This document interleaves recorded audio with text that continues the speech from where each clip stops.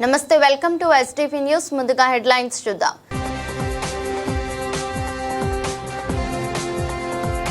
చెత్త నుంచి విద్యుత్ ఉత్పత్తి చేసే ప్లాంట్ ను సందర్శించారు సీఎం చంద్రబాబు నాయుడు.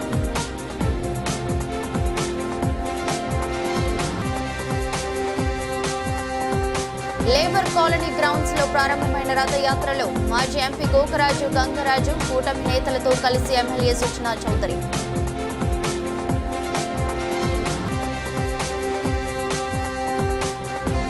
కొండ ప్రాంతంలో ప్రమాదాలు సంభవించకుండా ఉండేందుకు పటిష్టవంతమైన చర్యలు చేపట్టాలని సిపిఐ నగర కార్యదర్శి జి కోటేశ్వరరావు. విజయవాడ నగరాన్ని చిత్తశుద్ధితో అభివృద్ధి చేస్తున్నామని నగరపాలక సంస్థ మేయర్ రాయన భాగ్యలక్ష్మి అన్నారు. ప్రణాళికాబద్ధంగా నిధులు కేటాయింపులు మంజూరు చేసి అన్ని వర్గాలకు అన్ని డివిజన్లకు సమానంగా అభివృద్ధి ఫలాలు అందించామని స్పష్టం చేశారు. విఎంసీ ప్రధాన కార్యాలయంలో ఫ్లోర్ లీడర్ ఛాంబర్లో డిప్యూటీ మేయర్లు బెల్లం దుర్గా, అవుతూ శైలజారెడ్డి, ఫ్లోర్ లీడర్ వెంకట సత్యంతో కలిసి ఆమె విలేకరులతో మాట్లాడారు. తాము కౌన్సిల్లో కొలువుదీరిన 2021 నుంచి ఇప్పటి వరకు మొత్తం 24 కౌన్సిల్స్ జరిగాయని, పార్టీలకు అతీతంగా నగరంలోని 64 డివిజన్లను పోటీపడి అభివృద్ధి చేశామని సందర్భంగా మేయర్ చెప్పారు. ఉద్యోగుల సమస్యల నుంచి అనేక అంశాలు పరిష్కరించామని గుర్తు చేశారు. కూటమి పాలనలో కుంటుపడిన అభివృద్ధి, కూటమి ప్రభుత్వం ఏర్పడిన గతేడాది నుంచే నగరంలో అభివృద్ధి కుంటుపడిందని మేయర్ చెప్పారు. బుడమేరు వరదల అనంతరం నగరంలోని 100 పనులకు టెండర్లు, కాంట్రాక్ట్ కేటాయింపులు చేస్తే కేవలం వాటిలో 15 పనులు మాత్రమే జరుగుతున్నాయని వివరించారు. విజయవాడ నగరపాలక సంస్థ వైఎస్ఆర్ కాంగ్రెస్ పార్టీ ఆధ్వర్యంలో కోట్లాను కోట్ల రూపాయలతో ప్రతి ఒక్క డివిజన్ కూడా అభివృద్ధి పదంలో ముందుకు దూసుకెళ్ళింది అని అంటే అది కేవలం వైఎస్ జగన్మోహన్ రెడ్డి గారి నాయకత్వంలోనే సాధ్యమైందనేటువంటిది తేటతెల్లమైంది. సంవత్సరం కాలంగా ఈ కూటమి ప్రభుత్వం అధికారంలోకి వచ్చిన తర్వాత ఎక్కడ వేసిన గొంగళి అక్కడే అనేటువంటి చందంగా మరి ఇప్పుడున్నటువంటి సంవత్సర కాల పరిపాలన ఉందనేటువంటిది ప్రజలందరూ కూడా అనుకుంటా ఉన్నారు. ఎందుకనంటే మొన్న జరిగినటువంటి కౌన్సిల్లో ఏదైతే కొన్ని అంశాలు వాయిదా వేయటమైనా ఆమోదించకపోవటమైనా అది ఎందుకు జరిగినాయి అనేటువంటిది దానిలో ఉన్నటువంటి వాస్తవాలు మాత్రమే మనం తెలుసుకోవాలి. ఏవైతే నీరు అవ్వచ్చు, లేకపోతే ఏదైతే ఫుడ్ కోర్ట్ అవ్వచ్చు, లేకపోతే ఏదైతే చేపల మార్కెట్కి సంబంధించింది అవ్వచ్చు, లేకపోతే ఏదైతే బీసీ భవన్లకు సంబంధించినటువంటి కార్యక్రమాలు అవ్వచ్చు, ఇవన్నీ కూడా అంటే అధికారులు ఎలా పెట్టారనంటే ఇవన్నీ కూడా జనరల్ ఫండ్ నుంచి ఇవ్వాలనేటువంటి అంశాన్ని తెర మీదకి తీసుకురావడం జరిగింది. కోట్లాను కోట్ల రూపాయలు ఇవాళ రాష్ట్ర ప్రభుత్వం ఉంది, కూటమి ప్రభుత్వంలో పెద్దలందరూ ఉన్నారు, ఎమ్మెల్యేలందరూ ఉన్నారు. దానికి సంబంధించినటువంటి ఫండ్స్ని దానికి సంబంధించినటువంటి శాఖ నుంచి మాత్రమే తీసుకురావాలనేటువంటి మరి ఒక అంశాన్ని మేము చెప్పడానికి ప్రయత్నించాం తప్ప ఇది కార్పొరేషన్ చేయకూడదు అనేటువంటి కార్యక్రమాలు అయితే మేము ఎక్కడా కూడా ప్రజలకి, మీరైనా ప్రజాప్రతినిధులే, మేమైనా కూడా ప్రజాప్రతినిధులే, మనం అందరం ప్రజాప్రతినిధులు కాబట్టి మనందరి మీద ఒక బాధ్యత ఉంటుంది. ప్రజలకు ఏదైనా సమస్య ఉంటే ఆ సమస్య తీర్చే విధంగానే మనందరం ముందుకెళ్ళాలి తప్ప అదే విషయంలో మరి పెద్దలందరూ మాట్లాడారు. కొన్ని 88K కింద వచ్చినటువంటి కూడా కొంతమంది సభ్యులు ఇవి కొంచెం వాయిదా వేస్తే మంచిదని చెప్పారు. అవి కూడా వాయిదా వేయడం జరిగింది. దాన్ని ఏదో వైసీపీ ప్రజలకు సేవ చేయటే దానిలో వెనకడుగేస్తూ ఉంది అనేటువంటి అంశం కరెక్ట్ కాదనేటువంటిది నా యొక్క ఉద్దేశం. ఈరోజు మేము ఒకటే చెప్తా ఉన్నాం, కోట్లాను కోట్ల రూపాయలు విఎంసీ జనరల్ ఫండ్ పెట్టాల్సిన అవసరం ఏముందండి? ఇవాళ బడ్జెట్ చూసుకోవద్దా? ఎన్ని డబ్బులు ఉన్నాయో చూసుకోవద్దా? గతంలో మనం చూసాం గడప గడపకి అనేటువంటి కార్యక్రమంలో గత గవర్నమెంట్లో ప్రతి ఒక్క డివిజన్లో కూడా ఎక్కడా కూడా ఈ డివిజన్ ఆ డివిజన్ అనేటువంటి తేడా లేకుండా పరిపాలన జరిగింది. ఈరోజు మేము ఒకటే చెప్తా ఉన్నాం, ఏవైతే ఈ అధికారులు పెట్టినటువంటి అంశాలన్నింటినీ కూడా ఏవైతే దానికి సంబంధించినటువంటి శాఖకు సంబంధించినటువంటి ఫండ్స్ తెచ్చి రాష్ట్ర ప్రభుత్వం ఇవ్వాలి, అంతేగాని ప్రతిదీ కూడా జనరల్ ఫండ్లో పెట్టడం అనేటువంటి కరెక్ట్ కాదనేటువంటిది మా యొక్క ఉద్దేశం. అంతేగాని ప్రజలకి ఎక్కడా కూడా వైఎస్ఆర్సీపీ ఎప్పుడూ కూడా, ఎందుకంటే గత 4 సంవత్సరాలు చూసాం, ఇవాళ సంవత్సర కాలంగా ఎక్కడ ఏమీ లేదు. 4 సంవత్సరాల్లో కోట్ల రూపాయల అభివృద్ధి జరిగింది. కానీ దీన్ని వేరేగా మాట్లాడటం అనేటువంటిది తగదని కూడా ఈ సందర్భంగా తెలియజేస్తా ఉన్నాం. అదేవిధంగా గతంలో చేపల మార్కెట్ ఏదైతే ఉందో దాన్ని ఒక గవర్నమెంట్లో ఆమోదించిన దాన్ని మరొక గవర్నమెంట్లో మళ్ళీ అది తీసేయాలి, దాన్ని అక్కడి నుంచి ఆ ప్రతిపాదన వద్దు, లేకపోతే దానికి సంబంధించిన దాన్ని ఏదైతే అప్పుడు అప్రూవల్ ఇచ్చారో అవన్నీ కూడా క్యాన్సిల్ చేయాలనేటువంటి కొత్త వాదన అన్నమాట ఇదంతా కూడా. ఎందుకంటే ఒక గవర్నమెంట్ ఉన్నప్పుడు అక్కడ ఉన్నటువంటి పెద్దలు లేకపోతే అక్కడ ఉన్నటువంటి ప్రజలకు ఏదైతే అవసరాలకి బస్ స్టాండ్ అనేటువంటిది అక్కడ తీసుకురావాలనేటువంటి ఉద్దేశంతో గత ప్రభుత్వం పనిచేస్తే, మరి ఈ రోజున మరి అది తీసేసి మరి వేరే దానికి కేటాయించడం అనేటువంటిది కూడా సరైంది కాదనేటువంటిది ఉద్దేశం. అలాగే సెంట్రల్ నియోజకవర్గంలో చాలా ఇంకా ఈరోజు ఏదైతే మీడియా మిత్రులందరికీ కూడా మొన్న జరిగిన కౌన్సిల్లో మరి నగర అభివృద్ధి జరగట్లేదని మరి ఎవరైతే పేపర్లో మొన్న చూస్తున్నామో మరి దాని గురించి పెద్దలందరూ కూడా చెప్పడం జరిగింది. నేను ఒకటే అడుగుతున్నా, ఈరోజు 3 నియోజకవర్గాలు కూడా నగరాభివృద్ధి ఏ రకంగా జరిగిందో మేము కాదు, మరి మీడియా మిత్రులు మీరందరూ కూడా ప్రతి శిలాఫలకాన్ని మేము ఓపెన్ చేసినప్పుడు ప్రతి ఒక్కరు కూడా రావటం జరిగింది. మరి నగరాభివృద్ధి జరగకపోతే మరి నగర మేయర్గా మరి మేయర్ గారు ఎన్నో అవార్డులు గత 4 సంవత్సరాల నుంచి ఎన్ని అవార్డులు తెచ్చారో ఆ అవార్డులు కూడా మీ అందరికీ చూపిస్తాం జరిగింది. ఏ విధంగా పార్టీలకు అతీతంగా మరి 64 డివిజన్లో అభివృద్ధి జరిగితేనే కదా మరి స్వచ్ఛ సర్వేక్షణలో మరి అన్ని అవార్డులు వచ్చినాయి అంటే మరి విజయవాడ విఎంసీ ఏ రకంగా అభివృద్ధికి వెళ్తుందో మీడియా మిత్రులు మీ అందరికీ తెలియాలి. ఈరోజు ప్రతి ఒక్కరు మాట్లాడుతున్నారు, మరి వైసీపీ పార్టీ తరఫున మీరందరూ కూడా నగరాభివృద్ధికి తోడ్పడట్లేదు అని అంటున్నారు. గత సంవత్సరం కాలంలో మరి మీరు ఏమి అభివృద్ధి చేశారో మీ అందరికి కూడా మేము తెలియజేస్తున్నాం. ఏంటంటే గౌరవ ఎమ్మెల్యే గారు మరి మాట్లాడుతున్నారు, మరి వైసీపీ ఏది కూడా అభివృద్ధి జరగట్లేదు, మరి ఏది సహకరించట్లేదని. మరి ఎన్నో విధాలుగా గత 3 కౌన్సిల్లో గురించి మీరు అన్నీ పెట్టారు. నిన్న కూడా మరి పెట్టిన వాటిల్లో కూడా నగరానికి అభివృద్ధి అంటే ప్రజలకు ఉపయోగపడంగా మరి గత 50 రోజుల నుంచి కూడా మరి ఎవరైతే ఎంప్లాయీస్ అందరూ కూడా నిజంగా చాలా వాటర్ సప్లై వాళ్ళు కానీ విఎంసీ ఎంప్లాయీస్ అందరూ కూడా నిరసన కార్యక్రమం మరి వారందరూ కూడా చేస్తున్నారు. మరి వాళ్ళకు ఉపయోగపడండి. ఎందుకు ఇలా మరి నగరానికి మీరు ఏమి అభివృద్ధి జరుగుతుంది? మరి మీరు స్టేట్ గవర్నమెంట్ నుంచి ఈ నిధులు తెచ్చాం, పలానా వాటికి ఖర్చు పెడతామని మరి ఎవరైనా మరి చెప్పగలరా? మరి విజయవాడ ఈస్ట్ తీసుకుంటే జమాయిక్ గురించి మాట్లాడుతున్నారు. మరి 2014-19 మరి శ్రీధర్ గారు ఉన్నారు, మరి ఆ రోజు ఏం జరగల. జమాయిక్ వాళ్ళు మరి ఐలా వాళ్ళు మనకి బాకీ ఉన్నారు కాబట్టి మరి ముఖ్యంగా మనం కౌన్సిల్లో మీరు ఆ ప్రతిపాదన చూడొచ్చు ఒకసారి ఎజెండాని. జమాయిక్ వాళ్ళు ప్రజలు 450 మంది వాటర్ అడుగుతున్నారు, వాటర్ ఇవ్వాల్సిందిగా ప్రతిపాదిస్తున్నానని చెప్పి మరి అధికారులు పెడుతున్నారు. ఒక ప్రతిపాదన పెట్టేటప్పుడు 450 మందికి ఇవ్వటానికి మాకు ఎటువంటి కూడా కాదు, విజయవాడ నగరానికి కొండ ప్రాంతాల వాళ్ళకి వాటర్ ఇస్తూ ఈరోజు విజయవాడ నగరం కూడా ఎటువంటి కూడా వాటర్ సమస్య లేకుండా కొండ ప్రాంతాల పైన కూడా వాటర్ ట్యాంక్ నిర్మించింది ఏదన్నా ఉందంటే 15th ఫైనాన్స్ ద్వారా. కేవలం అది గత 4 సంవత్సరాల్లో మా హయాంలోనే జరిగింది. 15th ఫైనాన్స్ ద్వారా చాలా విధిగా చాలా చోట్ల కూడా మేమందరం కూడా కొత్త వాటర్ ట్యాంకులన్నీ కూడా నిర్మిస్తాం. ప్రజానికానికి వాటర్ సప్లై చేసిన ఘనత ఏదన్నా ఉందంటే అది కేవలం వైఎస్ఆర్సీపీ ప్రభుత్వంలోనే. మరి ఇవన్నీ జరుగుతున్నప్పుడు కేవలం 450 మందికి మేము ఇవ్వలేకపోవడానికి అయితే ఏది రీజన్ కాదు, ఒకటే నిర్ణయం. వీరందరూ కూడా ప్రతిపాదన పెట్టారు, ఎంత ఎస్టిమేషన్ అవుతుంది, అసలు వాటర్ సప్లై ఉందా, వాటర్ ట్యాంక్ కట్టాలా, ఇవన్నీ కూడా ఏమీ లేకోకుండా ఒక ప్రతిపాదన ఇస్తున్నారంటే కౌన్సిల్ని మీరు ఏ విధంగా రెస్పెక్ట్ ఇస్తున్నారు అధికారులు? మరి అది ఎవరి ప్రభావంతో ఆ రకంగా పెట్టేసి ఇచ్చేయండి అంటే మరి కౌన్సిల్ని గౌరవిస్తున్నట్ట లేదా అనే విధంగా మేము ప్రజానీకానికి తెలియజేస్తాం తప్ప ప్రజానీకానికి ఎప్పుడూ కూడా మేమందరం కూడా అభివృద్ధి పరంలో ముందుకెళ్లే రకంగా విజయవాడ ఉంది. మరి ఏదైతే గవర్నమెంట్ హాస్పిటల్ నిజంగా చాలా చిన్నతనంగా ఉంది. ఎందుకంటే 3వ డివిజన్లో ఏదైతే బుల్లెట్ కాలువ గురించి ఆ యొక్క స్థానిక కార్పొరేటర్ అభివృద్ధిగా ఎన్నో విధాలుగా ఆమె పెడితే రేపు రానున్న వర్షాకాలం అని ఇంజనీరింగ్ డిపార్ట్మెంట్ వాళ్ళందరికీ కూడా చెప్పి తను పెట్టుకుంటే అది వదిలేసి ఎక్కడో ఉన్న గవర్నమెంట్ హాస్పిటల్ చిన్న సందులో అక్కడ మనకి ఏదైతే ఫుడ్ కోర్ట్ పెడతాం అనేది నిజంగా చాలా సిగ్గుచేటు. ఎందుకంటే పెట్టొచ్చు, అది ఏ రకంగా ఏ ఏరియాలో ఉంటుందో అని ఆలోచన విధంగా పెట్టాలి. కానీ గవర్నమెంట్ హాస్పిటల్లో అంబులెన్స్లు వస్తాయి, ఎమర్జెన్సీలు ఉంటాయి, మరి అవన్నీ కూడా మనం చూసుకోవాలి. హైవే పక్కన ఉంది అని అంటే ఆ ఏరియా అసలు నిజంగా ఫుడ్ కోర్ట్కి సంబంధించిన మనకేమైనా రెవెన్యూ వచ్చే రకంగా ఏదన్నా మనకు ఉపయోగపడే కానీ ప్రజలను ఇబ్బంది పరంగా ఉండేది అది.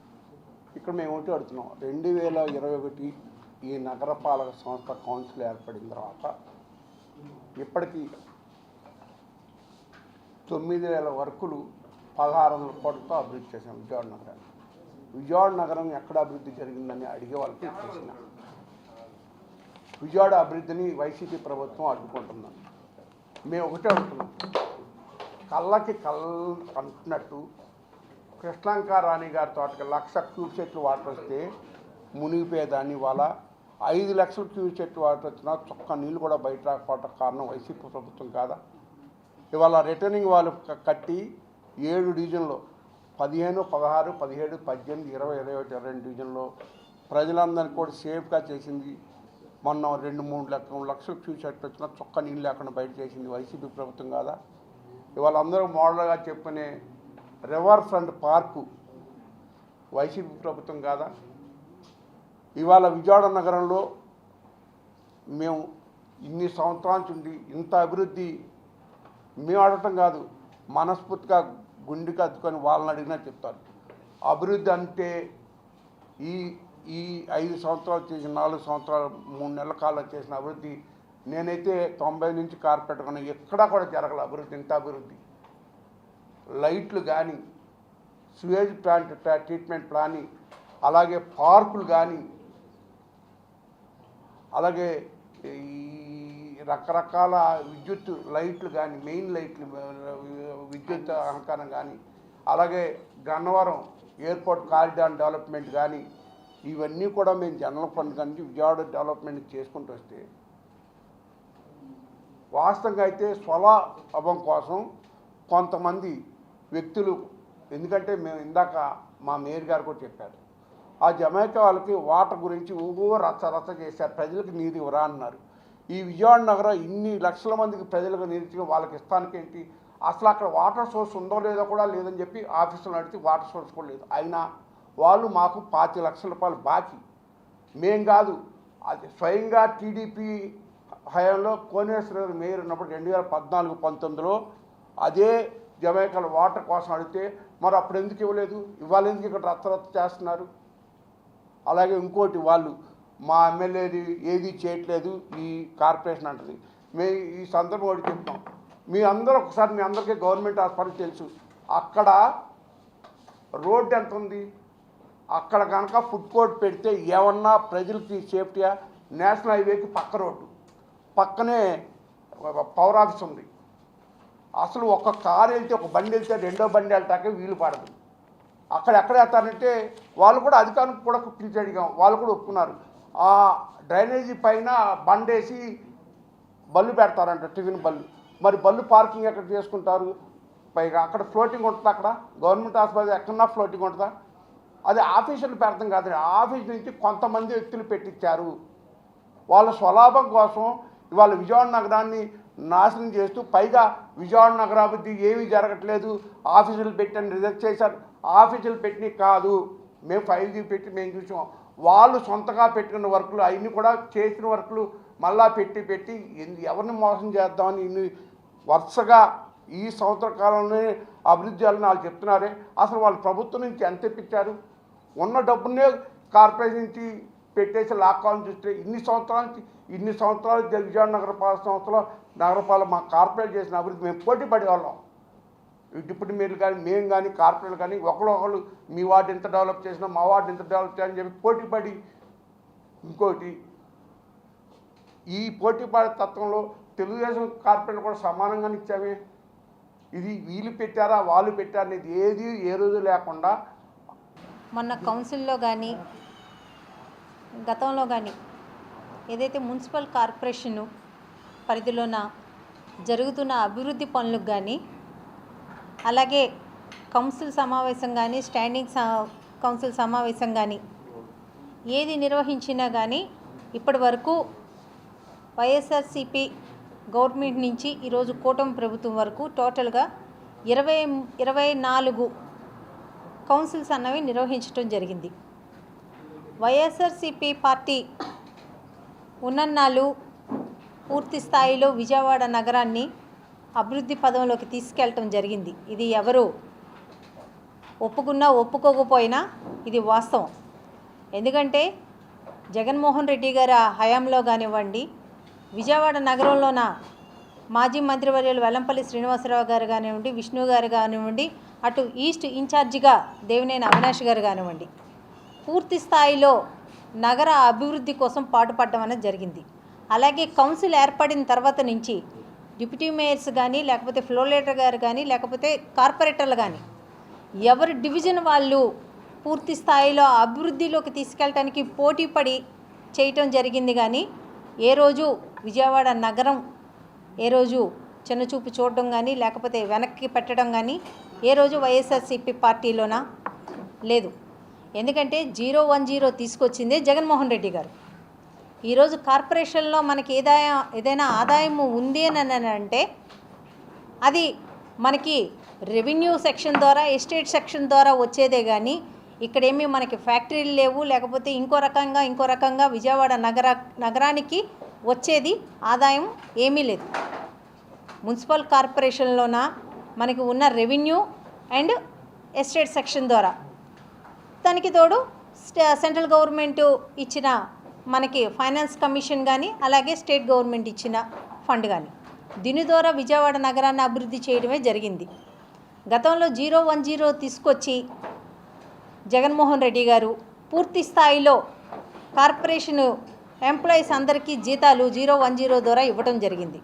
దాని ద్వారా ఇక్కడ మనకి విజయవాడ నగరంలో ఏదైతే మనం ఇటు కాంప్లెక్స్ల ద్వారా కానివ్వండి, అటు పార్క్ సెక్షన్ల ద్వారా కానివ్వండి, లేకపోతే ఎస్టేట్ సెక్షన్ల ద్వారా కానివ్వండి, ఎలాంటి ఆదాయం అయినా కానీ మనకి విజయవాడ నగర అభివృద్ధి కోసం పూర్తి స్థాయిలో వినియోగించుకునే విధంగా అప్పుడు ఉన్న మంత్రి గారు బొత్స సత్యనారాయణ గారు ఆధ్వర్యంలో విజయవాడ నగరానికి సిఎఫ్ఎంఎస్కి వెళ్లకుండా పూర్తి స్థాయిలో ఆ నిధులు ఇక్కడే వినియోగించుకునే విధంగా, విజయవాడ నగర అభివృద్ధికి వినియోగించుకునే విధంగా అన్ని రకాల అవకాశాలు కల్పించడం జరిగింది. గత 4 ఏళ్లలోన పూర్తి స్థాయిలో విజయవాడ నగర అభివృద్ధి అన్నది రోడ్లు కానీ, కలవట్లు కానీ, అలాగే వాటర్ ట్యాంకులు కానీ, పిహెచ్ సెంటర్లు కానీ, వాటర్ సప్లైకి కానీ ప్రతి ఒక్క విషయంలోన విజయవాడ నగరం ముందుకెళ్ళిందని చెప్పొచ్చు. ఎందుకంటే మేము ఎక్కడ శంకుస్థాపన చేసినా, ఎక్కడ ఓపెనింగ్ చేసినా 2014 నుంచి 19 వరకు మీరు ఇంజనీరింగ్ సెక్షన్లో వెళ్ళి ఒకసారి చెక్ చేసుకోండి, అలాగే 19 నుంచి 24 వరకు ఒకసారి చెక్ చేసుకోండి అని మేము పూర్తి స్థాయిలో మీడియా మిత్రులకు కానీ విలేకరులకు కానీ తెలియజేసేవాళ్ళం. కానీ ఇప్పుడు ఏమవుతుందంటే గత సంవత్సర కాలంగా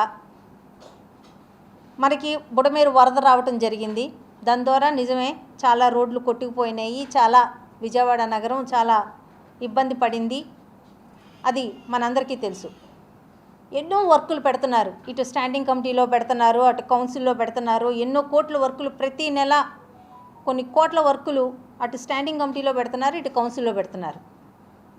ఈ వరదల వల్ల కొట్టుకుపోయినాయమ్మా, అర్జెంటుగా వెయ్యాలి, ఇది అర్జెంటుగా చేయాలి అని అంటే శాంక్షన్ చేయటం జరుగుతున్నా కానీ ఒక 100 వర్కుల్ని మనం ఓకే చేస్తే అందులో 15 వర్కులు మాత్రమే ఈరోజు జరుగుతున్నాయి.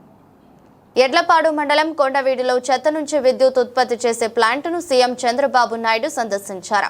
ప్లాంట్లో వ్యర్థాలను వేరు చేయడం, విద్యుత్ ఉత్పత్తికి సంబంధించి వివరాలను అధికారులను అడిగి సీఎం తెలుసుకున్నారు.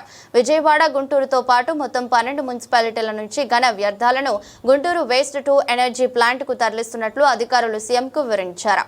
ప్రతిరోజు 1400 మెట్రిక్ టన్నుల చెత్త నుంచి విద్యుత్ ఉత్పత్తి అవుతుందని అధికారులు వివరించారు.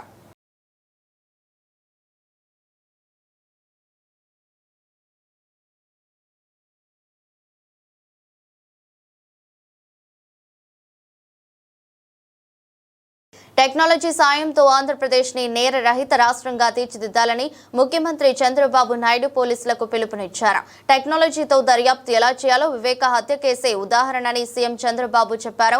AI for AP police hackathon 2025 కార్యక్రమంలో సీఎం చంద్రబాబు పాల్గొన్నారు.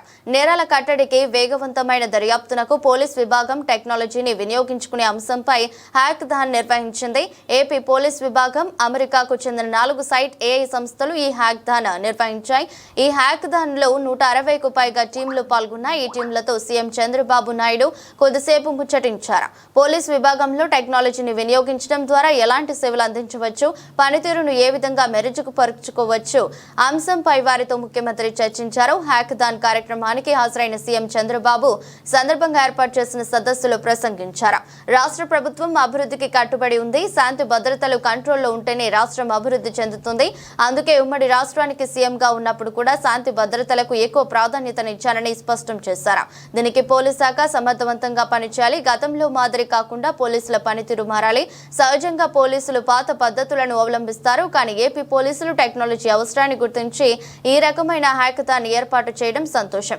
పోలీసులు తమ దర్యాప్తులో టెక్నాలజీని విరివిగా వినియోగించాలి. వివేక హత్య కేసులో నాపై ఆరోపణలు చేశారు. నారాసుర రక్త చరిత్ర అంటూ విమర్శించారు. కానీ సిబిఐ తన దర్యాప్తులో గూగుల్ టేక్వుడ్ వంటి సాంకేతిక విధానాలను వినియోగించడం ద్వారా వాస్తవాలు వెలుగులోకి వచ్చాయి. ఇప్పటికే వాళ్ళు మారలేదు. మాజీ సీఎం అయ్యుండి తెనాలిలో రౌడీ షీటర్లకు సంఘీభావం తెలిపారు. ఇటీవల పల్నాడు జిల్లాలో పర్యటనలో ఏం జరిగిందో అందరూ చూశారు. తప్పులు చేసి బకాయిస్తున్నారు. ఇలాంటి బకాయింపులను తిప్పికొట్టాలంటే టెక్నాలజీని ఉపయోగించక తప్పదు అని సీఎం స్పష్టం చేశారు. మనం ఒక్కసారి చూస్తే ఎక్కడైతే లా అండ్ ఆర్డర్ బాగా ఉంటుందో, ఎక్కడైతే క్రిమినల్ యాక్టివిటీస్ లేకుండా ఉంటాయో అక్కడే అభివృద్ధి బాగా జరుగుతుంది. నేను ఎప్పుడు కూడా ప్రగాఢంగా నమ్ముతాను. నేను టెక్నాలజీ పైన ఎంత శ్రద్ధ పెట్టానో లా అండ్ ఆర్డర్ పైన కూడా, యాంటీ సోషల్ ఎలిమెంట్స్ పైన ఉక్కుపాదం పెట్టాను. ఎక్కడ ఎవరిని వదిలిపెట్టలేదు. నేను ఒకటే చెప్పేవాడిని, సిబిఎన్ సీఎంగా ఉన్నంత వరకు క్రిమినల్స్కి రాష్ట్రంలో చోటు లేదనేది నా ప్రగాఢమైన సందేశం. ఆ రోజు మీరు చూస్తే ఉమ్మడి రాష్ట్రంలో ఫ్యాక్షనిజం కానీ, రౌడీజం కానీ, నక్సలిజం కానీ, ఇంకో పక్క కమ్యూనల్ వైలెన్స్ కానీ, ఇంకో పక్క స్మగ్లర్లు కానీ, మాఫియా కానీ, అందరిని కూడా పూర్తిగా కంట్రోల్ చేశాం. నేను ఎప్పుడు కూడా ఎప్పటికప్పుడు టెక్నాలజీ కూడా ఉపయోగించుకోవాలి. ఈరోజు మనందరూ ఇక్కడ ఉన్నారు. నేను హైదరాబాద్లో ఎవరు ఆలోచించినప్పుడు హైటెక్ సిటీ ఇన్ఫర్మేషన్ టెక్నాలజీ ఆలోచించాను. ఆ రోజు బిల్ క్లింటన్ వస్తే సైబరాబాద్ నగరాన్ని ఆ రోజే ఇనాగరేట్ చేశాం. వాజ్పేయి గారి దగ్గర హైటెక్ సిటీ ప్రారంభోత్సవం చేశాం. నేను 25 సంవత్సరాలు 30 సంవత్సరాల కంటే ముందు ప్రారంభించినటువంటి ఆ కార్యక్రమం ఇప్పుడే మిత్రుడు సూర్య గారు చెప్పారు, సూర్య కొత్త గారు చెప్పారు. వీళ్ళందరూ బెనిఫిషరీస్ ఆ కార్యక్రమం వల్ల. నేను గర్వపడుతున్నా. బ్రహ్మాండంగా ప్రపంచం మొత్తం రాణిస్తున్నారు. పవర్ ఆఫ్ టెక్నాలజీ మీరు ఒక్కసారి చూస్తే 25 సంవత్సరాల్లో ఈరోజు హైదరాబాద్ నగరం వల్ల, ఐటీ వల్ల, నాలెడ్జ్ ఎకానమీ వల్ల దేశంలో హైయెస్ట్ పర్ క్యాపిటా ఇన్కమ్కి చిరునామా తెలంగాణ. అదే మరి మోస్ట్ లివబుల్ కండిషన్స్ ఉండే సిటీ హైదరాబాద్ సిటీ. ఈరోజు ఇవన్నీ చూసిన తర్వాత, రాష్ట్ర విభజన తర్వాత ఆలోచించాను మళ్ళీ నెక్స్ట్ లెవెల్కి వెళ్ళాలని. 2023లో government of India quantum mission పెట్టారు. కానీ ఇంతవరకు పెట్టారు కానీ ముందుకు పోయే సమయంలో నేను చొరవ తీసుకున్నాను. ఫస్ట్ టైం మళ్ళీ క్వాంటమ్ వ్యాలీ కింద ఆర్టిఫిషియల్ ఇంటెలిజెన్స్కి ప్రాధాన్యత ఇచ్చి రాబోయే రోజుల్లో ప్రపంచం మొత్తం తెలుగువారి విజయవాడ పశ్చిమ నియోజకవర్గంలో జగన్నాథుడి రథయాత్ర శుక్రవారం ఘనంగా ప్రారంభమైంది. భవానీపురం సితారా లేబర్ కాలనీ గ్రౌండ్స్ లో ప్రారంభమైన రథయాత్రలో మాజీ ఎంపీ గోకరాజు గంగరాజు కూటమి నేతలతో కలిసి ఎమ్మెల్యే సుజనా చౌదరి పాల్గొన్నారు. దక్షిణ భారతదేశంలో అతిపెద్ద రథయాత్రగా పేరుగాంచిన ఇస్కాన్ విజయవాడ జగన్నాథ స్వామి రథయాత్ర పశ్చిమ నియోజకవర్గంలో ప్రారంభించడం సంతోషకరమని సుజనా తెలిపారు. ఈ సందర్భంగా ఆయన మాట్లాడుతూ ఏడాది రథయాత్రను పశ్చిమ నియోజకవర్గంలో ప్రారంభించాలని ఇస్కాన్ విజయవాడ ప్రెసిడెంట్ చక్రధరి దాస్ ప్రభుజీని కోరగా తమ కోరిక మేరకు పశ్చిమంలో ఏర్పాటు చేయడం సంతోషకరమన్నారు. ఈ రథయాత్ర సితారా గ్రౌండ్స్ నుండి స్వాతి థియేటర్ దుర్గమ్మ ఆలయం రథం సెంటర్ మీదుగా సాగి సీతమ్మ వారి పాదాల వద్ద ముగుస్తుంది. 3 రోజుల పాటు జరిగే ఈ కార్యక్రమంలో మొదటి రోజు భారీ సంఖ్యలో భక్తులు పాల్గొన్నారు. సుజనా చౌదరి జగన్నాథుడికి మొదటి హారతి ఇచ్చారు. అనంతరం మాజీ ఎంపీ గోకరాజు గంగరాజు ఇస్కాన్ ప్రభుజీలతో కలిసి జగన్నాథుడి రథం ముందు బంగారు వెండి చీపుర్లతో శుభ్రపరిచారు. ఇస్కాన్ విజయవాడ మందిరానికి అధ్యక్షుడిగా సేవలు అందిస్తున్నాను. ఇస్కాన్ విజయవాడ ప్రతి సంస్థ నిర్వహించే జగన్నాథ్ రథయాత్ర ఈ సంవత్సరం అమరావతి రథయాత్రగా నామకరణం చేయడం జరిగింది. ఎందుకంటే మన నూతనంగా ఏర్పడిన రాజధాని అమరావతిని బ్రాండ్ని ఇంకా పాపులర్ చేయడం కోసం ముఖ్యమంత్రి గారు లాస్ట్ కలిసినప్పుడు స్పిరిచువల్ టూరిజంని మీరు కొంచెం సీరియస్ తీసుకోవాలని చెప్పారు. కాబట్టి ఈసారి రథయాత్రలో భాగంగా ఆ ఎలిమెంట్ని ప్రమోట్ చేయడం కోసం మనము దేశ విదేశాల నుంచి కళాకారులు తీసుకొచ్చాము. 8 రాష్ట్రాల నుంచి కళాకారులు వచ్చారు, మరియు 7 దేశాల నుంచి కూడా కళాకారులు వచ్చారు. Just before that we saw foreign devote performance. అది కూడా ఆ దేశాలు కూడా మేము ఎలా ఎంచుకున్నామంటే కాన్ఫ్లిక్టింగ్ కంట్రీస్, రష్యా ఉక్రెయిన్ నుంచి ఒక టీం వచ్చింది, జర్మనీ అమెరికా టీం వచ్చింది, నెక్స్ట్ కజకిస్తాన్ టీం వచ్చింది. వీరందరూ కలిసికట్టుగా నృత్యం చేయడం జరిగింది. సో దట్ భగవంతుడు కేంద్రంగా ఉన్నప్పుడు మాత్రమే విశ్వ సోదర భావం సాధ్యం అనే కాన్సెప్ట్ని ప్రమోట్ చేయడం కోసం మేము అలా చేయడం జరిగింది. రెండవది, ఈ రథయాత్ర ఇక్కడ నుంచి ప్రారంభమై 6 కిలోమీటర్ల సీతమ్మవారి పాదాల ముగుస్తుంది. సో ఇక్కడ మామూలుగా రథయాత్ర ఒకరోజు జరుగుతుంది, కానీ మన ఇక్కడ ఇది 3 డే ఈవెంట్. అంటే జగన్నాథ్పూర్లో 9 రోజుల పాటు రథయాత్ర ఉంటుందండి. 9 డేస్ భగవంతుడు జగన్ గుండిచా మందిరంలో ఉంటారు. అక్కడ స్వామివారి దర్శనం కోసం ఇంకా ఎక్కువ మర్సీ అని చెప్పి నమ్ముతారనమాట. సో కాబట్టి మనము ఇండియా మొత్తం మీద 2-3 ప్లేస్లో జరుగుతుంది, అందులో విజయవాడ ఒకటి. సో 3 డేస్ స్వామివారి గుండిచా మందిరంలో ఉంటారు. మీరు యాక్చువల్ ప్రోగ్రాము సీతమ్మవారి పాదాల దగ్గర, అక్కడ రోజు 40,000 మంది వస్తారని మేము ప్లాన్ చేస్తున్నాం అక్కడికి. సో అక్కడ 3.5 ఎకరాల సువిశాల ప్రాంగణంలో ఏర్పాటు చేయడం జరిగింది. అందరికీ ప్రశాంతత ఉంటుంది, కల్చరల్స్ ఉంటాయి, స్పెషల్ స్టాల్స్, దర్శనాలు, కిడ్స్ కార్నర్స్ అన్నీ ఉంటాయి. సో ద అండర్స్టాండింగ్ ఏంటంటే, ఫస్ట్ ఆఫ్ ఆల్ ఇందాక గంగరాజు గారు చెప్పినట్టుగా రథచక్రాలు యాక్చువల్గా జగన్నాథ్ రథచక్రం ఎక్కడి నుంచి వెళ్తాయో ఆ ప్రదేశం అంతా అత్యంత సుభిక్షంగా ఉంటుంది భాగవతం చెప్తుంది. అండ్ స్వామివారి యొక్క కంటి చూపు ఎక్కడైతే పడుతుందో ఆ ప్రదేశం కూడా అత్యంత సుభిక్షంగా కూడా చెప్తుంది. కాబట్టి ఇది విశ్వ శాంతి కోసం చేసే ఫెస్టివల్ ఇది, రైట్. అండ్ స్వామివారి గుండిచా మందిరం ఉన్నప్పుడు ఎక్స్ట్రా మర్సిఫుల్ అని చెప్తారు. కాబట్టి అక్కడ మనము ఎంతో వ్యయ ప్రయాసం వచ్చి మన గుండిచా మందిరము బెంగాల్ నుంచి వచ్చిన సుప్రసిద్ధ డెకరేటర్ ద్వారా చేయడం జరిగింది. సో విజయవాడ వాస్తవులు అందరూ కూడా ఈ 3 రోజుల పాటు ఎండ్ పాయింట్కి వచ్చి అక్కడ స్వామివారి దర్శనం చేసుకొని ప్రసాదం తీసుకొని స్వామివారి ఆశీర్వాదం పొందాలని ఆశిస్తున్నాను. మరియు సీతమ్మవారి పాదాల దగ్గర ఎందుకు పెడతామంటే సింపుల్, లాస్ట్ టైం కూడా యాక్చువల్గా మనం చూసినట్టయితే విజయవాడకి సెంట్రల్ పాయింట్ ఒక రకంగా బెంచ్ సెంటర్ అని చెప్తారు మామూలుగా, కానీ స్పిరిచువల్ సెంటర్ అంటే నా దృష్టిలో సీతమ్మవారి పాదాలు. ఎందుకంటే ఒక సైడు కృష్ణమ్మ, ఇంకోసారి చాలా సంతోషం. జగన్నాథ్ రథయాత్ర 4వసారి విజయవాడలో జరుగుతుంది. దానికి ఈ ప్రాంతంలో జరగడానికి ముఖ్య కారణం మన ప్రియతమ నాయకులు సుజనా చౌదరి గారు కోరిక మేరకు ఈ కాన్స్టిట్యున్సీలో జరగాలి అని వారు అడిగినప్పుడు ప్రభు దానికి అంగీకరించి ఈ కార్యక్రమం ఇక్కడ అరేంజ్ చేశారు. దీని ముఖ్య ఉద్దేశం ఏంటంటే, జగన్నాథ్ రథ చక్రాలు ఎక్కడైతే తిరుగుతాయో ఆ ప్రాంతం అంతా సుభిక్షంగా ఉంటుందనే ఉద్దేశంతో ఈ కార్యక్రమం ఎంతో ఘనంగా పూరిలో జరుగుతుంది. పూరి జగన్నాథ టెంపుల్లో జరుగుతుంది. మన ఆంధ్ర రాష్ట్రమే, సౌత్ ఇండియా మొత్తానికి మన ఆంధ్ర రాష్ట్రంలో జరగటం, ఇంత పెద్ద రథయాత్ర జరగటం చాలా సంతోషం. అందులో కొత్తగా ఏర్పడిన రాష్ట్రానికి అమరావతి దృష్టిలో పెట్టుకుని ఈ కార్యక్రమం ఇస్కాన్ విజయవాడ వారు ఇక్కడ విజయవాడలో చేయడానికి ముఖ్య కారణం ఏంటంటే, ఆంధ్ర రాష్ట్రం సుభిక్షంగా ఉండాలనే ఉద్దేశంతో ఈ కార్యక్రమం చేపట్టారు. ఈ కార్యక్రమం అనేక లక్షల మంది పాల్గొంటున్నారు. లక్షల మందికి మరి ప్రసాద వితరణ ఏ ఇబ్బంది లేకుండా స్మూత్గా, ఎవరిని ఇబ్బంది పెట్టే కార్యక్రమం కాదు, ఎంతో ప్రశాంతంగా ఈ కార్యక్రమం జరుగుతుంది. చాలా చాలా సంతోషం. ఈ కార్యక్రమం ఇంచేత అంటే మనకు తెలుసు, వాతావరణ సూచనలు వర్షం వచ్చేటట్టు ప్రొద్దుట కూడా కొంచెం డౌట్గా ఉంది. కానీ మరి ఇటువంటి పుణ్య కార్యక్రమం వచ్చిందంటే భగవంతుడు కూడా మరి వానదేవుడు కూడా సహకరిస్తున్నాడంటే దాన్ని బట్టి మనం అర్థం చేసుకోవచ్చు. చాలా చాలా సంతోషం. ఈ కార్యక్రమం దిగ్విజయంగా జరుగుతుందని భావిస్తున్నాం. నమస్కారం. ఓకే. ఈరోజు అందరికీ తెలిసిన విషయమే. ముఖ్యంగా మన ఒరిస్సాలో భువనేశ్వర్లో ఉన్న పూరి జగన్నాథ్ రథయాత్ర ఈరోజు స్టార్ట్ అవుతుంది.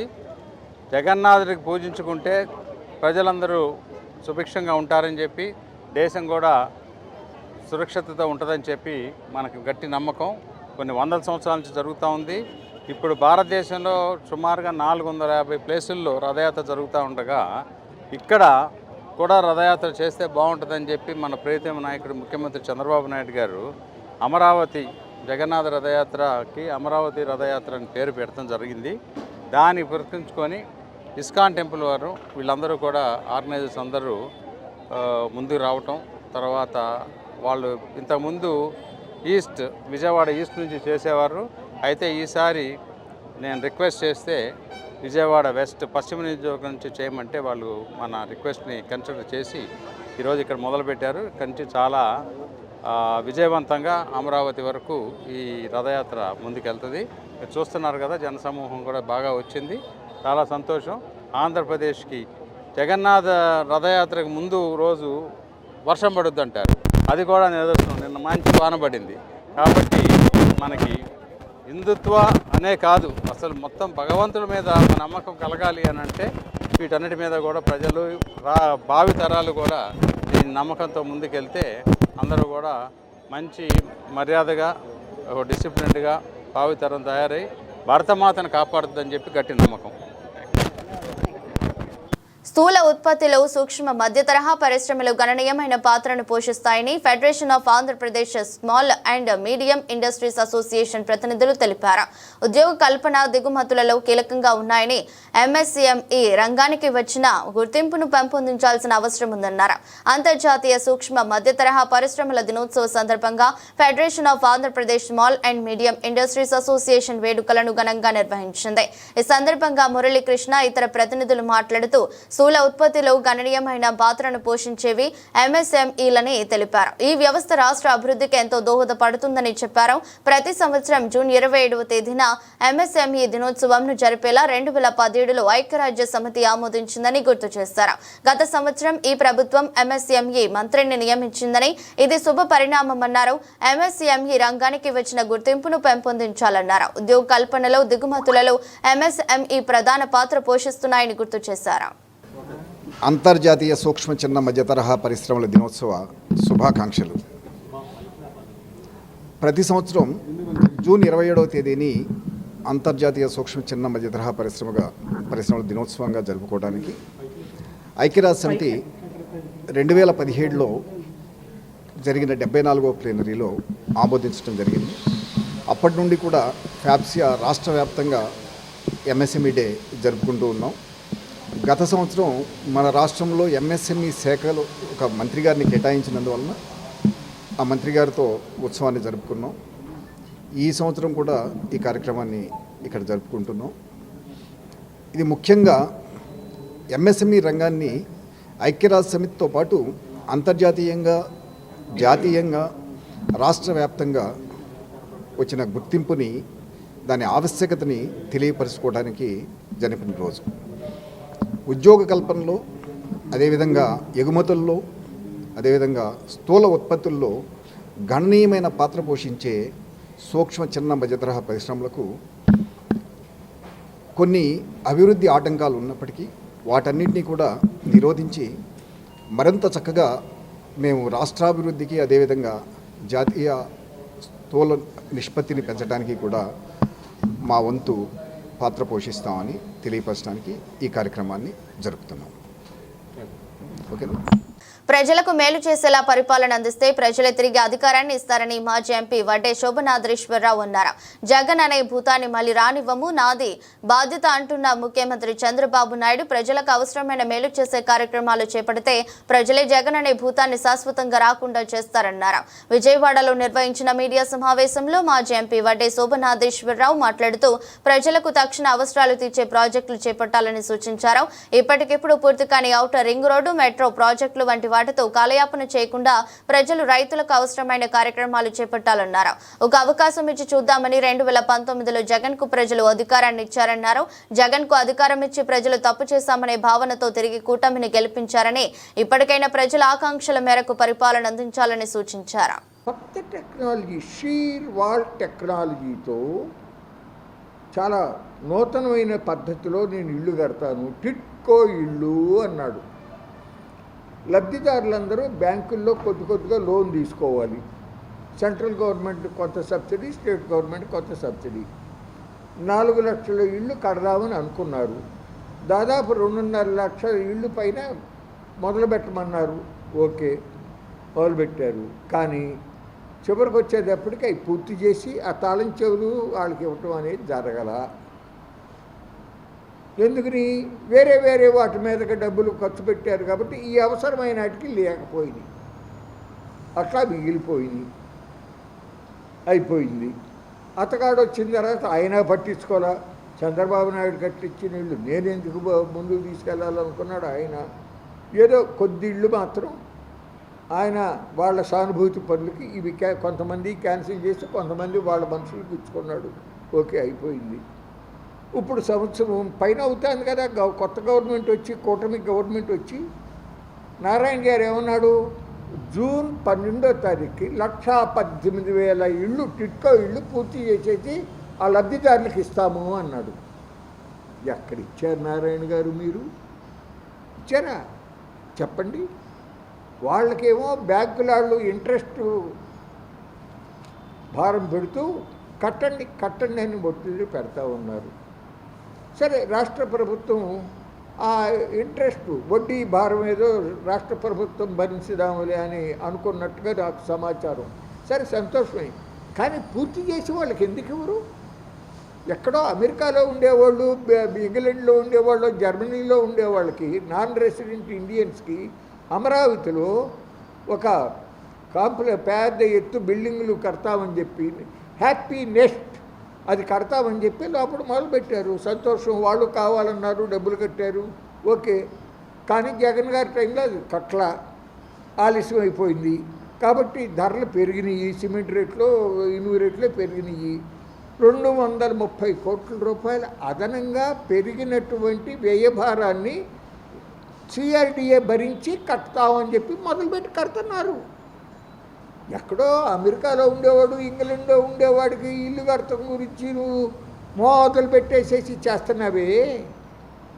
ఇప్పటికి 10 ఏళ్ల నాడే 70 బ్యాంకుల్లో అప్పు తీసుకుని కట్టిన వాళ్ళకి ఆ చిన్న వాళ్ళు ఎవరైతే ఉండరో, అద్దెళ్లలో ఉండాళ్ళు ఎవరో, అటువంటి వాళ్ళ గురించి ఎందుకు ఆలోచించవు నారాయణ గారు? ఎందుకు ఆలోచించు చంద్రబాబు నాయుడు గారు అని చెప్పి అడుగుతా ఉన్నా. దయచేసి ఇప్పటికైనా ఒక వార్ ఫుట్టింగ్లో చెయ్యండి. ప్రతిమ ఏమో అనేకమైన విషయాల్లో వద్దు అని చెప్పి అందరూ నెత్తినోరు కొట్టుకున్న కాదని చెప్పి స్పీడ్గా దూసుకుని డిపిఆర్లు తయారు చేయటం, టెర్రర్లు పిలవటం చేస్తున్నారే. ఎందుకు పట్టించుకోరు? అట్లాగే వాళ్ళ కేంద్ర ప్రభుత్వం స్కీములు ఉన్నాయి కదా, ప్రధానమంత్రి ఆవాస్ యోజన అనే స్కీమ్ ఉంది కదా. ఆ స్కీమ్ కింద ఎస్సీలు, ఎస్టీలు, బీసీలు, సమాజంలో బలహీన వర్గాల వాళ్ళకి ఇల్లు కట్టే స్కీమ్ ఉంది. సెంట్రల్ గవర్నమెంట్ సబ్సిడీ ఉంటుంది, కొద్దిగా స్టేట్ గవర్నమెంట్ సబ్సిడీ ఉంటుంది. 1,00,000 ఇళ్ళు కట్టాలంటావు, కడతా ఉంటావు. కానీ మాటల్లో తప్ప చేతల్లో ఎక్కడా చెప్పండి. ఒక వైట్ పేపర్ పబ్లిష్ చేయండి. ఎంతవరకు వాస్తవంగా ఈరోజు ప్రోగ్రెస్ జరిగిందో చెప్పండి. అట్లాగే కేంద్రంలో ఒక స్కీమ్ ఉంది, ప్రధానమంత్రి సూర్య ఘర్.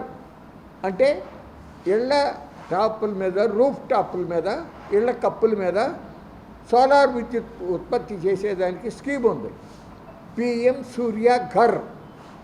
దాదాపుగా 3-4 లక్షల ఇళ్ళకి రూఫ్ టాప్ సోలార్ సౌకర్యం కల్పించాలి. అందులో కూడా ఎస్సీ ఎస్టీలకి వాళ్ళ సప్లాన్లో ఫండ్స్ కానీ, సెంట్రల్ గవర్నమెంట్ నుంచి వచ్చే ఫండ్స్ కానీ, స్టేట్ గవర్నమెంట్ కూడా కొద్దిగా వేసి 3 లక్షల ఇళ్ళు కట్టాలి, పైన రూఫ్ టాప్ సోలార్ పెట్టాలని చెప్పి చెప్పారు ఘనంగా. మంచిదే. అసలు దాని మీద శ్రద్ధ ఏది? పక్కన గుజరాత్ రాష్ట్రంలో 3 లక్షలకు పెట్టారు మహారాష్ట్రలో 1,20,000 ఇళ్ల మీద పెట్టారు. యూపీలో 55,000 ఇళ్ళ మీద పెట్టారు. కేరళ చిన్న రాష్ట్రం 50,000 ఇళ్ల మీద పెట్టారు. మన పక్కన తమిళనాడులో 21,000 ఇళ్ల మీద పెడితే మన ఆంధ్రప్రదేశ్లో ఎన్ని పెట్టారు? 10,290. అంటే నీ ఇంట్రెస్ట్ ఏంటి, దేని మీద ప్రాధాన్యత ఇవ్వాలి అనేది ఆలోచించాలి కదా. అది లేకుండా చేస్తున్నావు చంద్రబాబు నాయుడు గారు. అది పద్ధతి కాదు. ఇమ్మీడియట్గా వాటి మీద కేంద్రీకరించండి. ఎక్కడెక్కడో వేలకు వేల ఎకరాలు ఇచ్చి సోలార్ ప్రాజెక్టులు పెట్టిస్తానంటున్నావు. దీనికి ఎవరి ఇళ్ళ మీద వాళ్ళకి పెడితే అప్పుడు రవాణాలో వేస్ట్ అయ్యేది ఉండదు. ఏదైతే ఎనర్జీ ప్రొడ్యూస్ అయిందో దాంట్లో ఏమీ కూడా నష్టం ఉండదు. అది అందుకే ఆ విధంగా ఆ స్కీముని తీసుకొచ్చింది. కాబట్టి దాని మీద కేంద్రీకరించండి చంద్రబాబు నాయుడు గారు అని కోరుతా ఉన్నా. కొండ ప్రాంతంలో ప్రమాదాలు సంభవించకుండా ఉండేందుకు పటిష్టవంతమైన చర్యలు చేపట్టాలని సిపిఐ నగర కార్యదర్శి జి కోటేశ్వరరావు ప్రభుత్వానికి విజ్ఞప్తి చేశారు. ఈ రోజు 46వ డివిజన్ రామరాజ్య నగర్లో కొండ ప్రాంతంలోని ఇంటి చర్యలు విరిగిపడే బాబురావు అనే వారి ఇంటిపై పడటంతో వెల్డింగ్ స్లాబ్, కొంత ఇంటి బిల్డింగ్ ధ్వంసమైంది. బిల్డింగ్ కింద ఉన్నటువంటి స్కూటర్, వాషింగ్ మిషన్, మరి ఇతర వస్తువులపై విరిగిపడిన చర్యలు పడటంతో పూర్తిగా ధ్వంసమయ్యాయి. ఈ ప్రమాదం సంభవించిన విషయాన్ని స్థానికులు సిపిఐ నగర కార్యదర్శి జి కోటేశ్వరరావు తెలియజేయగా వెంటనే తహసీల్దార్ మరియు ఇతర అధికారులకు ప్రమాదం జరిగిన స్థలాన్ని పరిశీలించామని తెలిపారు. ఈ సందర్భంగా కోటేశ్వరరావు మాట్లాడుతూ రానున్న వర్షాకాలం దృష్టిలో ఉంచుకుని ఇటువంటి ప్రమాదాలు జరగకుండా ముందస్తు చర్యలు చేపట్టాలని ప్రభుత్వాన్ని నగరపాలక సంస్థ అధికారులను కోరారు. అలాగే ఆస్తి నష్టం సంభవించిన వారికి ఆర్థిక సహాయం ప్రభుత్వం అందజేసి ఆదుకోవాలని కోరారు. ఈ సందర్భంగా సందర్శించిన వారిలో సిపిఐ నగర కార్యదర్శి వర్గ సభ్యులు పంచుదార దుర్గం, స్థానిక పార్టీ నాయకులు ఎర్రసాని జోసెఫ్ పాల్గొన్నారు. 46వ డివిజన్ హబేళ చివరి భాగంలో ఉన్నాము. ఈ రోజున కొండ పై భాగంలో ఉన్నటువంటి ఇల్లు కూలి కింద ఉన్నటువంటి బాబురావు గారింటి డాబా మీద పడింది. అదృష్టవశాత్తు ఎటువంటి ప్రాణ నష్టం లేదు, ఆస్తి నష్టం అయితే సంభవించింది. ఈ విషయం పైన ప్రభుత్వము అలాగే రెవెన్యూ శాఖ స్పందించి ఇటువంటి కొండ చర్యలు పడవేటటువంటి ప్రమాదాన్ని నివారించేటటువంటి దానికోసం తక్షణ చర్యలు చేపట్టవలసిందిగా డిమాండ్ చేస్తాం. ఇదే సందర్భంలో రేపు రాబోయేటటువంటిది వర్షాకాలంలో కొండ చర్యలు విరిగిపడి ప్రమాదాలు సంభవించినటువంటి ఆస్తి నష్టం, ప్రాణ నష్టం సంభవించినటువంటి అనేక సందర్భాలను మనం చూసాం. కాబట్టి దాన్ని దృష్టిలో పెట్టుకొని నగరపాలక సంస్థ వారు అలాగే కార్పొరేషన్ వారు పటిష్టవంతమైనటువంటి రిటైనింగ్ వాల్స్ నిర్మాణం చేసేటటువంటి దానికోసం చర్యలు చేపట్టాలా. అదే పద్ధతులు ఈ రోజున కొండ చర్యల్లో వచ్చేటటువంటి చెట్లు ఏర్లు భూమిలోకి చొచ్చుకెళ్ళిపోవడంతో భూమి బిల్డింగ్స్ని విడదీసుకుంటూ వెళ్ళేటటువంటి సందర్భంలోనే వచ్చేటటువంటి ఖాళీల వలన మొత్తం కొండ చర్యలు ఇల్లు కూడా పడేటటువంటి పరిస్థితి ఉన్నది. కాబట్టి ప్రమాదానికి సంభవించేటటువంటి చెట్లు అయితే ఉన్నాయో ఆ చెట్లు తొలగించేటటువంటి దానికోసం చర్యలు చేపట్టాలి. ఈ ఆస్తి నష్టం జరిగినటువంటి బిల్డింగ్ పడిపోయినటువంటి వారికి అలాగే బాబురావు గారి బిల్డింగ్ మొత్తం కూడా తునకలు అయిపోయింది. చివరి భాగం అంతా కూడా వారికి కూడా ఆర్థిక సహాయం చేయాలని, ప్రభుత్వ విపత్తు నుంచి ఆర్థిక సహాయాన్ని చేకూర్చేటటువంటి దానికోసం ప్రజాప్రతినిధులు అలాగే అధికారులు ఆ వైపు చర్యలు చేపట్టాలని చెప్పి ఇప్పటికే నేను తహసీల్దార్ గారి దృష్టికి తీసుకెళ్ళా. వారు సంబంధిత శాఖ వారి సంబంధిత అధికారులు వాళ్ళందరినీ కూడా ఇక్కడ పంపించారు. ఈ ఆస్తి నష్టం జరిగినటువంటి దాన్ని అంచనా వేసి ప్రభుత్వం నుంచి సహాయం ఇచ్చేటట్టుగా చర్యలు చేపట్టాలి. అలాగే భవిష్యత్తులో మిగిలి ఉన్నటువంటి బిల్డింగ్ కూడా పడకుండా ఉండేటటువంటి దానికోసం చర్యలు చేపట్టాలని చెప్పి సిపిఐగా ప్రభుత్వానికి అధికారులకు ఈ సందర్భంగా విజ్ఞప్తి చేస్తున్నారు. వార్తలు ముగించే ముందు మరోసారి హెడ్లైన్స్.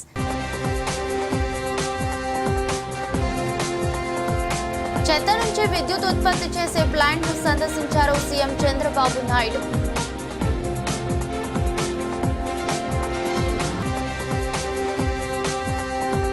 లేబర్ కాలనీ గ్రౌండ్స్ లో ప్రారంభమైన రథయాత్రలో మాజీ ఎంపీ గోకరాజు గంగరాజు కూటమి నేతలతో కలిసి ఎమ్మెల్యే సుజనా చౌదరి.